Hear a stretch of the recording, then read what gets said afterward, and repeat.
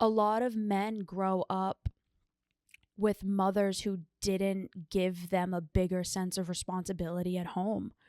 A lot of boys and men do grow up being taken care of. And so there's an unconscious expectation that their partner is kind of just going to fill that role. He wouldn't be doing the laundry because that's not a value driving, quote unquote, labor, right? Out there in the external world, because that's not something that's paid. When in reality, if there's not clean clothes, right, that impacts one's ability to go.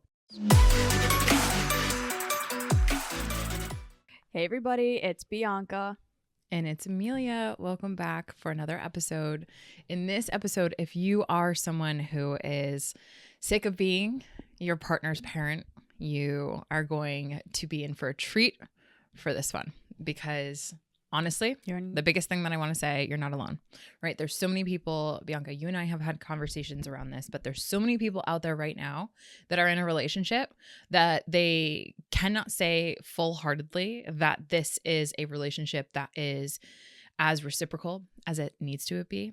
And they're in a relationship where they feel as though they're not their partner's parent. And so I want to address that topic. I want to remind our listeners about what they can do, what is within their circle of control, and really help anyone listening to this episode navigate the seasons, the time, maybe what it is right now for you, honestly, the conversations with your partner, so that you don't have to be the parent. You can be the partner, and you can be your own individual being in a relationship. So I was on the conversation with one of my clients, and this client I have such a big heart for. And ultimately, we were talking about her relationship, and the biggest thing that she continuously comes forward to is talking to me about how she feels as a byproduct of where the relationship is putting more burden and more struggle on her than really is fair, right? When we talk about fairness, why that matters, why this is a conversation that we continue to revisit, is ultimately she doesn't feel as though she can go and do, quote unquote, the normal things that a person could do because this relationship adds so much burden. Now, she loves this person. She wants to be with this person, right? We honor that. However, she has parts of her that do struggle to, if the partner, leaves their dishes out, or if the partner does something that she can imagine a parent would do for a child when they were really young, she struggles to, instead of take a minute and say, this is not my responsibility, I'm not his parent, she struggles to override that and say, honestly, I need to take a moment for me. I need to take a moment for the needs that I have, which is to rest and digest. I don't need to go pick up his plates. I don't need to do his laundry. I don't need to remind him when his appointments are. Like, I'm not his mom. And there's too many conversations that I have around this aspect, and it strikes an even deeper chord when it comes to the element of responsibility taking. And how many of us, when we get into a relationship, we get in that infatuation stage. We just love them. And before we know it, we're taking care of them. And when they drop a sock, we pick it up, even though we have a million things on our plates and we're struggling to just take a shower, right? So that's the dialogue that I want to get into, because the element of what is within your control, what should be in your control, right? Everyone, it looks different for everyone. Do you think relationships that end up getting to that point, it started like that, but because they were in the infatuation stage, they didn't see it? And so it, like, once that goo goo gaga is over, it's like reality sets in? Or do you think that, and again, I know this isn't a blanket statement, but more often than not, or do you believe that this is something that develops over time because of the patterns of whoever is taking more of the quote unquote feminine role and the more masculine role? Like, is it something that develops over time, or is it something that was an underlying thing that was ignored until it got bad enough to where the person is now frustrated about it? Honestly, I think it's a little bit of both. I think what I've seen with couples and how they've described it, and then when we pull back the curtain, is that initially when the relationship starts, right, there's kind of that act of service that gets exchanged in relationships. So I'll do something for you, right? I'll take you to dinner and then you treat to dinner tonight, or I'll get the door for you. You get, I don't know, you get the dishes out for us, like whatever. It's like these tiny, small acts of service that a lot of couples will do in the very beginning stages. And initially in those stages, it starts as something that, because it's an act of service, it feels really, really good to give to that partner, because that partner appreciates it and they share that appreciation. And they're still in that phase of the relationship where they're not taking it for granted, right? They say words of affirmation. They say, thank you so much for doing that. I really appreciate that. Like, they do some form of that. And so for the giver, it feels really good to give. Over time, this is why I said it's kind of a combination. I think over time it gets very slowly pulled away, the words of affirmation, the recognition, and ultimately what starts to seep in is the expectation. And I think it happens on both ends. So the giver starts to become into this natural habit loop of, they're probably already a giver, and so their love language is for someone else to give them acts of service, so that they can be the first person to receive. And so, that sentiment, we often give the love that we most crave is this at large, right? That it's like relationships are a playground for this. But then when you start giving, and it habitualizes naturally, because that's what humans do, right? They desensitize to that, which is good. It starts becoming that expectation, and the giver doesn't necessarily know and or pick up on it, because things are just rolling, right? The relationship is just rolling. You get busy. You have all these different things happening. So I think it's a combination of both those things. The receiver starts to expect, and they're not necessarily as forthcoming as the giving of the words of affirmation, the recognition, all that love, whatnot. So it becomes this slowly over time pulling away of those elements that help to make it feel good to give. And at the same time, the giver is still giving, but yet not necessarily knowing how to address, I feel like, I'm doing these things, and initially it started from a place of wanting to give, but I'm recognizing that you're not necessarily seeing or caring or giving back the words of affirmation that felt really good initially. And so I think a lot of people struggle when it's very small to call that out, because they don't think that it's big enough to have a dialogue around, especially if you're in kind of that second stage of the relationship where you want to make sure everything's smooth. So at the sake of the relationship, you end up sweeping things underneath the rug. But in reality, you end up tripping over that stuff. And that's eventually, before you know it, it's like 5 years later, you're feeling like your partner's parent. And all of a sudden, all of this resentment that you had a part to play in now gets sussed out. I'm going to speak in heteronormative terms, but this is relevant to any relationship dynamic, because I experienced this in the last relationship that I was in, where I was doing literally everything and she was doing literally nothing, and it was 100% my fault. But I'm going to speak in more like heteronormative terms. I think what happens with a lot of people, and please correct me if you see it differently. I have alternative data. Yeah, if you have alternative data. What I've seen from clients and what I've seen in general is it's kind of this twofold process where one or both of the partners come in with gender normed expectations. So the woman cooks and cleans and does the laundry and blah, blah, blah, blah, blah, and the man is going to provide. It's fine and dandy. But when those expectations are not communicated, and when there is no dialogue at the beginning of the relationship of like, hey, what do we expect from each other? What do we, what is it that we really need from a partner? What is it that we really value from a partner? Do you want to take on the more traditional feminine role and I'll be more of a provider? Do we want to have it be more 50-50? Do we want it to be 100-100 where we both take care of our own stuff and don't rely on each other? What is the expectation that we have on each other. People don't want to have dialogues like that because that's not sexy. It's It's so not not sexy. it's not sexy at all when you're at the beginning of a relationship and it's like, "Hey, listen, I really need for my man to be, I want you to go do you and go be ambitious, but like I also expect you to come home and do your dishes and like pick up after yourself, and I'm not going to do that for you. And if I see that you're Yeah. not going to do that, that's a massive red flag for me." Obviously, you don't got to Mm-hmm. be that direct with it, but like some But sort of man, it would some be sort of helpful. dialogue some sort of dialogue around that. Yeah, people have these unconscious expectations, either one partner or both partners do, Mm-hmm. and then there's no dialogue around it. Yeah. Nobody's saying, this is what I expect. These are my boundaries. These are my hard lines. And like if you cross them, this Yeah. is what's going to happen. This is what we're going to do. It's boundary setting 101. It's direct nonviolent communication. It's here's my expectations. Here's what I need from you. And this is what I'm going to do if that doesn't happen. How can we make sure that that works? How can we make sure that we're there for each other? I think another big thing too is, and again, this is the other part that I'm saying, like kind of more heteronormative.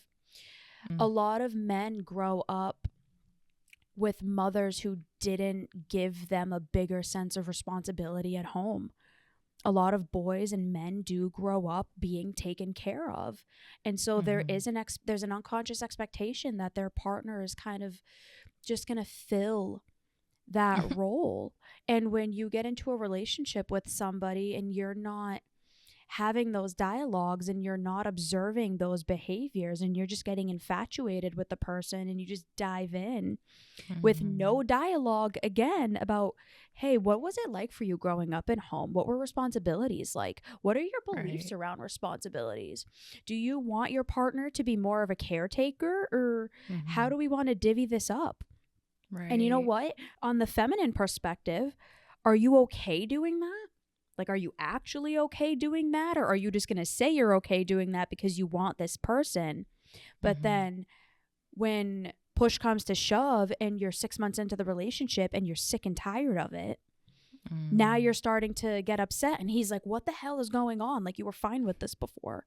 Mm. So I think I Yeah. think this really boils down to the initial communication and the initial dynamics that happened in the relationship. So, number one, do you have any thoughts on any of that oppose that? And then number Mm. two, you and Alan have done a really phenomenal job at that. Like you two set the standard of what it looks like to be so open, conscientious, and intentional when it comes Thank you. to entering into a relationship and kind of laying it all out there and then seeing if it's going to fit for you. So, Mm. number one, do you have anything to add or modify from what I said? And then number two, what did you guys do that people can either try to implement if they are in a relationship where they feel like their partner's parent or they feel like they have to train their partner? And then Mm-hmm. for those who are maybe looking to get into a relationship or who are wanting to enter into a relationship, what can they do right off the bat? My name is Mandy, and I'm here to chat with you about group coaching with Evolve Adventures. I signed up for group coaching because I was looking to connect with other people who were going through similar struggles that I was. It was really nice to see that I was not the only person feeling the way I felt, having the thoughts that I was having or having the same struggles.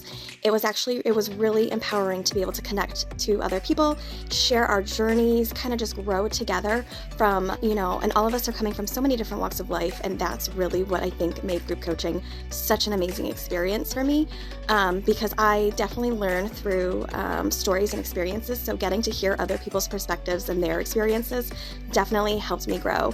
Highly, highly recommend group coaching. It was so good. There's a couple of comments that I have to what you said earlier, and then make sure that if I don't answer those questions, I come full circle. Awesome. Couple of Yep. thoughts. So, number one, the first thing that I would say is everything that you said on point.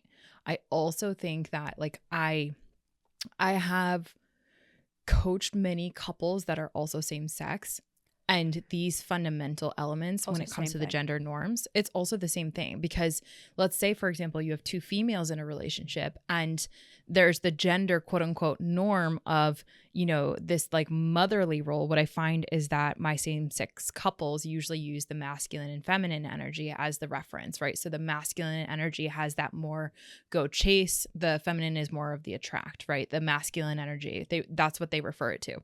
And so with that mask energy, there's more of the dialogues around what is within that mask energy versus what's within the femme energy. And what I've noticed within non-heteronormative relationships is because of the fact that they shift from a gender dynamic conversation and into a energy dynamic conversation, there's more communication initially around what is and what is not within that. And so I do think that for the at least the same-sex couples that I've coached, those, when they do have those conversations, keyword when they do, there's more that's put on the table and there's more that's discussed than a heteronormative partnership. However, I say keyword when they do because the fundamental underneath this is someone that actually, the comment that around like, these are my boundaries. A lot of people don't even know or acknowledge what their needs are. And they're taught from a very, very young age, right? Whatever they identify in terms of their sexual orientation and intimacy status, right? They are taught from a really young age to abandon and self-abandon their own needs. And so the needs don't even hit the radar when it comes to entering in a relationship. And they often think like, okay, well, I'm supposed to be with someone, but I'm not necessarily assessing what is the utility of this relationship from a utilitarian standpoint of, oh, it's a frame by which we can both exchange needs and reciprocate, right? And so there's that. And then when you layer in the heteronormative gender roles, you also have these beliefs about the gender roles themselves that, for example, this is something that Alan and I have talked about in relationship talks, which is the underlying belief that women's time is less important than men's time, right? That one underlying belief is in the gender role dialogue. So you just have these basic assumptions that because women's time is less valuable than a man's time, which is a generational belief that usually gets passed down in these gender roles, hence why the role and the responsibility is what it is, right? You have, because a male's time is more valuable, I'll give an example that I've heard come up. He wouldn't be doing the laundry because that's not a value driving, quote unquote, labor, right, out there in the external world, because that's not something that's paid. When in reality, if there's not clean clothes, right, that impacts one's ability to go achieve. So belief systems like that, right? And so when we don't have these needs and we have, it's so freaking ridiculous. When so ridiculous. It's so wild. Like some of the things, and why I mention that is because this one client that I'm thinking about, she, to the point that you made around like having those initial conversations, it's so important. We want to avoid those because we want, it's not sexy, like you said. But I have two clients that are coming to mind. One client who avoided those conversations with the partner that she was in, and then she got in the relationship after seeing this dude for 3 months. And then they started to have these conversations and he could not hang. It was all the expectations, none of the responsibility, could not take any feedback. And I'm so proud of her. She's like, I'm done Z here because I am not going to teach you or train you to do the basic things that a human being, not to mention a human being needs to know how to do for themselves, aka take care of himself. And same thing. I have another client in mind where she had mentioned, she's like, now that I'm learning more about my partner, she's been with her partner for, I want to say 6 years. She's like, I'm learning more about his upbringing because now I'm starting to see the family dynamics. His mom took care of absolutely everything. So he doesn't even know how to do his laundry. So the guys that I've talked about and clients that I've had, it's rooted in, not only do they not understand the needs and the boundaries of what are at play in here that they're just unconsciously overriding, but it also, if they were to see those boundaries, it would then have them face their own incompetence around, they were never taught something as simple as laundry, right? They don't know how to separate whites from darks, lights in the different temperatures, right? It literally is a science that's applied for everything. So the other thing that I want to add a comment to here, it's like, if you feel as though you're in that role of having to train your partner to do some basic shit, for lack of better words, is what my clients say, like, you have gone beyond the point, and you don't need me to tell you this, you've gone beyond the point to where these preemptive conversations could have happened. But that doesn't mean, and this is what I said to my clients, and this is what I say again and again and again, that doesn't mean that you can't take a pause and say, let's hold up, let's go back and understand what conversations weren't had. And this is our opportunity. Now that we're aware that these were never had, let's reevaluate our relationship from the frame of a needs standpoint. Number one, what's your needs? What are my needs? Number two, expectations based on those needs. Where did those expectations come from? Oh, it was because your parents took care of this. Okay, understandable, right? You can enter in an empathetic conversation and then turn towards, well, I understand this is how things were for you. And I understand you still have this need to felt cared for. I also have needs myself, and there's also boundaries that I don't want to continuously override in efforts to prioritize your needs over mine. And that's where those productive conversations can really be had, because of the fact that you recognize that both people are equally important in the relationship, just like both needs are equally important, just like both things that we need to learn are equally important. For example, on the topic of more personal, around the question that you had with me and Alan, we didn't necessarily have all of these conversations up front, but as soon as we became aware of things, like when I felt as though I was taking more of a motherly role and taking more of what's called the invisible labor and cognitive labor on my back of like our household and our relationship and everything like that, I would say, pause, hold up, we need to have a dialogue. Like, it would literally be within the same day, if not within the 3-day period, that it blipped on my radar. And I found myself putting my needs second. And we would have a dialogue around it. And we would address it from a needs-based point. And so that's the thing. Like, it's the episode that I feel like we just did around feedback. Feedback is so important. And if you're sick of being your partner's parent, that tells me that you're not really great at giving feedback. And that's okay. It's a skill. Giving feedback is scary for our central nervous system, because likely we are catastrophizing. If you were to give your partner some feedback, they might blow up in your face. They might yell, they might scream, they might bitch and moan, whatever. Like, there might be consequences, and that might be true. However, it doesn't always have to be a real escalated thing where we're pointing fingers. It's, I had my part to play in this too. And that's one of the things I would say be to the question around, and make sure that I answered it. But Alan and I have both taken 100% responsibility for our relationship. And thus, because of that one element, that underlying belief that our time is equally as valuable, right? Reassessing and pulling out cognitive biases that we have, gender roles that we have, and reevaluating them, asking ourselves whether or not we want to continue that and embody that, or if we want, to change that 100% responsibility has allowed the freedom, honestly, for us to both exchange feedback of, I don't want to be your parent in this. And I'll give 2 tangible examples and then make sure that I close on this. One was, my dad took care of all the projects in my house when I was growing up. So I unconsciously expected Alan to do that. I had a moment this morning when I had to work through our garage disposal stopped working. We've been wildly neglecting that. And then this morning I'm ready to transition into work. I'm like, the sink is like full of like water. And there's a part of me that was like, shouldn't he have done that? Like, why didn't he get to this? Like, all those parts. And it's like, that's not fair, Em. That's you projecting how you grew up onto him. He has no idea how to fix a garbage disposal. Same thing with him. He expected of me to take care of all the pets, right? Because his mom took care of all the pets growing up. So it's all of these things that, okay, now we're going to have a dialogue. Can we self-regulate? Can we understand how, if this is pinging our radar, that this is overriding our boundaries? Can we bring forward that dialogue and share and exchange feedback around how not to do that anymore? The conversations you're afraid to have in the beginning of the relationship end up being the fights you're consistently enduring in the end. Beautifully said. I've experienced it. I've seen so many clients go through it. It's when you're too afraid to bring up something, it's those things that end up causing so much strife and turmoil. Like not wanting to have a dialogue around, you know, what are your expectations? What do you need? Do you know why I think people don't do it? I think because number one, they're afraid of hearing the answer because they probably know what it is. Mm-hmm.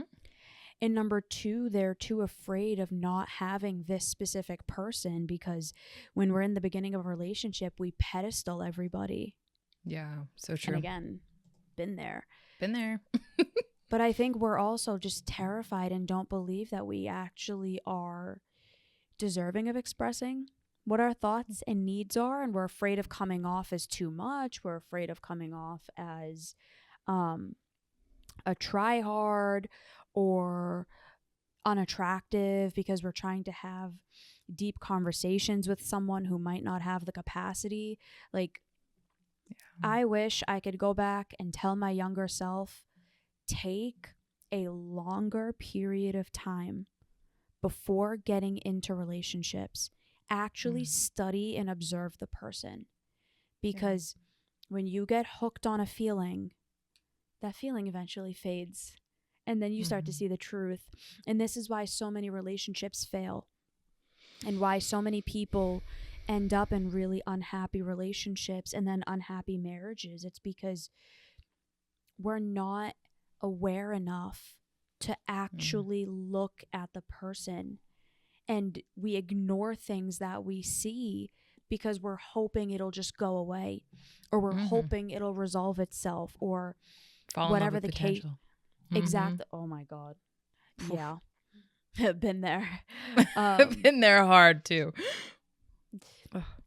The conversations that you don't want to have are the ones that will end up leading to all of the fights. So if you want to stop having to train your partner, learn how to have hard conversations. Learn how to actually bring up these really necessary and meaningful things in the beginning. And listening to a podcast like this is going to help you to develop that awareness of what are my needs? What are my boundaries? What are my expectations? What do I want? Who am I? What am I? And, you know, if you haven't subscribed already, please make sure you do. We put so much content out. We have 375 other episodes aside from this that you can go dig into.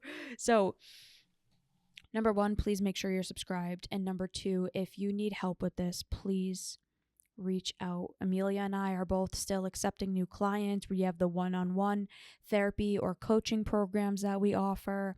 We have the You Do You program, which is a completely online virtual coaching or therapy. There's also so many free resources available to you throughout the Evolve community. So please reach out. You don't have to suffer through this alone. For sure. What is your my episode final suggestion? Suggestion? I'm just going to give the suggestion because I think that this one was really great where it stands. Perfect. 298, how to be more empowered. Nice. 332, what to do if you feel trapped in your relationship. All right, everybody. We hope this was helpful. We hope you enjoyed this episode, and we'll see you next time. Bye, everyone.